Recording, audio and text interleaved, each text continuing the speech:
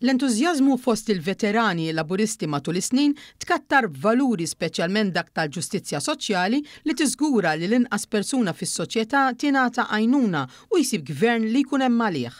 Għal dan il-Prim Ministru mexxej laburista Robert Abela meta ndirizza l-laqgħa ġenerali annwali tal-veterani laburisti li saret fiċ-Ċentru Nazzjonali Laburista.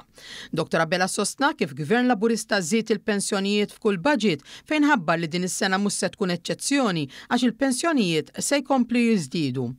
Dan hekk kif mill-2013 Gvern Laburista bena ekonomija b'saħħitha li permezz tagħha jista' jsir investiment soċjali għax il-Partit Laburista fil-Gvern għandu impenn li jkomplu jtejjeb il-kwalità tal-ħajja. Sa dan it-tant f'din il-laqgħa ħatar eżekuttiv ġdid għal din il-fera tal-Partit Laburista kompost minn total ta' 18 persuna.